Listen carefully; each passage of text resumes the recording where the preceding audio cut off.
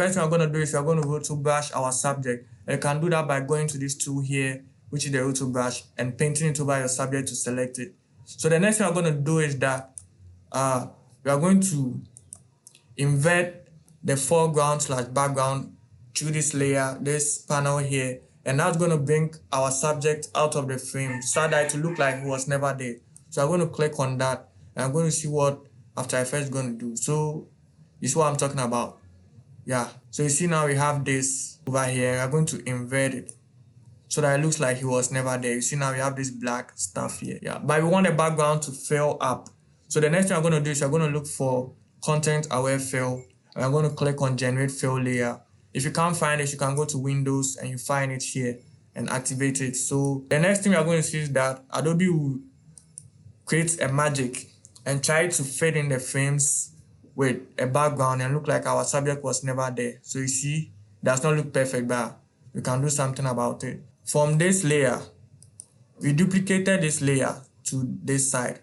So with this one there, roto brush has not been inverted, and you are going to see our subject in the frame like so. So this is where you're going to do the effect. So what I'm going to do is I'm going to go to the transform, keyframe position and scale, go a few frames, maybe here, position and scale like so, and we are going to increase maybe the scale a bit. Let's say 110, and let's send our subject to the left. So it's going to increase and move to the left. So like what we're going to do is that I'm going to bring him somewhere here like so, like so. I feel like we should increase the scale a bit more so that it looks a bit natural. Bring him down like so a bit. Yeah, now I'm going to move a few frames again. I feel like let's even bring this to this side so that it's a bit lasting. So I'm going to keyframe, position and scale. Position and scale like so. We are going to change the position again to the right, as you can see.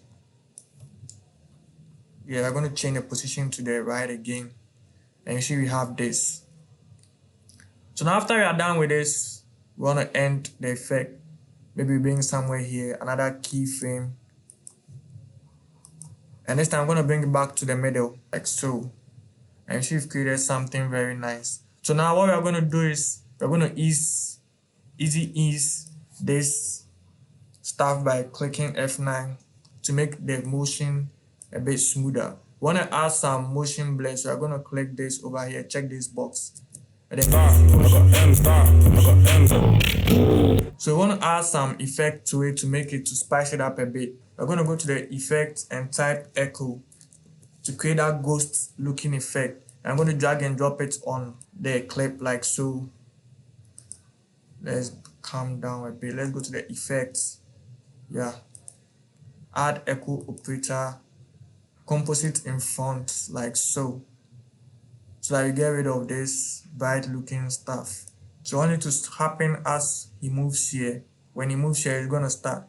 So I'm going to create a keyframe for everything like so. So it's going to start here. Let's fix this. Yeah, so now we're going to see the number of echoes.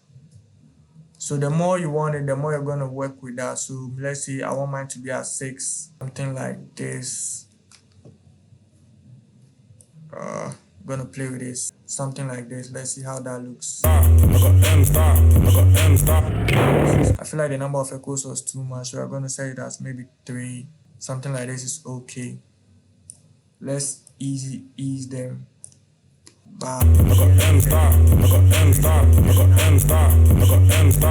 Yeah, so that's it. So that's it for this tutorial. If you made it to the end of the video, I appreciate you a lot, and thank you for watching to the end. Don't forget to subscribe and check out my playlist. See you in the next video.